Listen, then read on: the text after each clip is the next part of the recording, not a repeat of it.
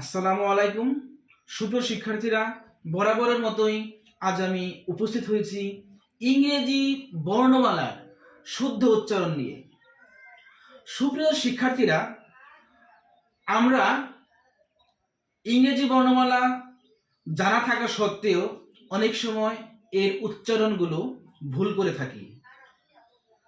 সেই উচ্চারণগুলো নিয়ে আজকের এই ছোট্ট আয়োজন। আমরা শুরু করি। সেটা হচ্ছে, আমরা সাধারণত কিন্তু বলে থাকি, কি বলে থাকি, যে এ, কিন্তু এর উচ্চারণ কিন্তু এ নয়, এর উচ্চারণ হচ্ছে এই। আমরা যে কে কি বলি, যে, নো, যেই। কে, কে কিন্তু নয়, কেতে কি বলতে হবে, খেই। আমরা বলি ও, নো, ও হবে না, ও।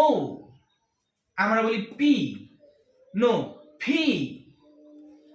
আমরা বলি কি, কিউ, নো, এটা কিউ হবে না, এটা কি হবে, কিউ। আমরা সাধারণত বলে থাকি আর, নো, এটা কিন্তু আর নয়, কারণ আমরা জানি যে ইংরেজি ভাষায় কিন্তু রর উচ্চারণটা একটু সাইলেন্ট হয়ে যায়, যার উচ্চারণ হবে কি আর।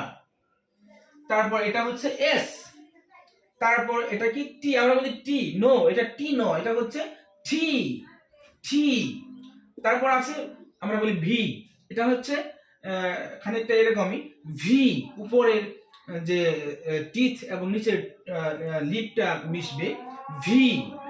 এরপরে চলে আসে হচ্ছে ডাবল ইউ, ডাবল ইউ, আমরা বলি হচ্ছে W, no, double U. Okay, thank you very much. আর এইগুলো বাদে যেগুলো আছে, এগুলো তোমরা সাধারণত আমাদের ভুল হয় না, তো এইগুলো যেগুলো একটু ব্যতিক্রম উচ্চারণ, সেগুলো আজকে আলোচনা করলাম। Thank you very much.